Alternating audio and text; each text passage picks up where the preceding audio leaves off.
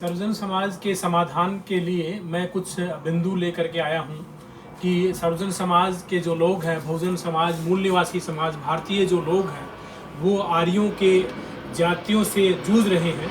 तो उनके समाधान के लिए मैं कुछ बिंदु लेकर के आया हूँ, जिनके अंदर ये है कि उनको बुद्धिस्ट पुजारी बनना चाहिए। और बुद्धिस्ट पुजारी बनना बहुत सरल है।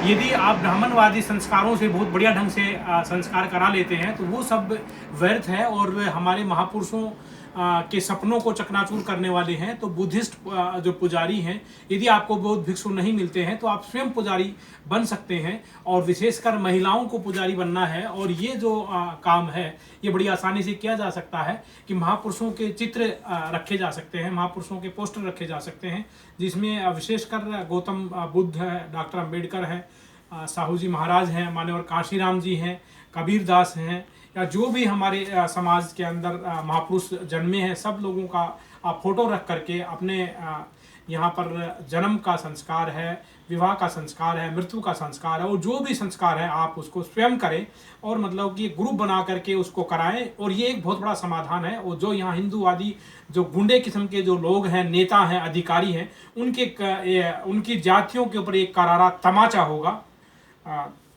तो ये काम हम कर सकते हैं। इससे जो भारतीय समाज के अंदर जो एम्प्लॉयमेंट है वो पूरा होगा, क्योंकि जो पुजारी जो बनेगा, जो महिला पुजारी बनेगी, उस महिला की इज्जत होगी और जगह जगह वो प्रसिद्ध हो जाएगी और फिर उसको पूजा के लिए बुलाया जाएगा। यह याद रहे कि किसी भी धर्म के अंदर महिलाओं को पुजारी नहीं बनने दिया जाता है। और बौद्ध धर्म मैं समझता हूँ कि शायद इसमें बहुत फ्लेक्सिबल है और वो इसके अंदर कोई उसकी मनाही नहीं है।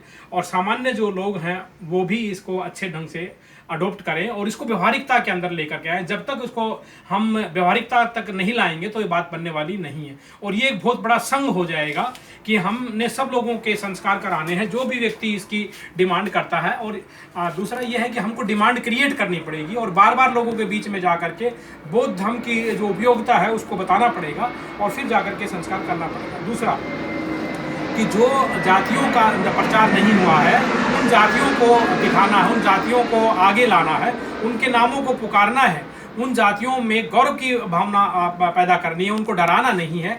वो जो नॉन ट्रेडिशनल जो कास्ट है उनका कास्टिज्म बढ़ाना है, जैसे कि कुम्हार साहब, नाई जी और धोबी जी, तेली जी हैं, उनको उसी माध्यम से जोड़ना है और फिर जोड़ करके एक बड़ा संघ बनाना है। जैसे कि जो चमार साहब है उसके साथ में कुम्हार साहब जब तक नहीं जुड़ेगा तब तक कोई साहब नहीं बनेगा, संघ बड़ा नहीं बनेगा। संघ जो है वो तभी बड़ा बनेगा जब सभी जातियों को हम सम्मिलित करेंगे।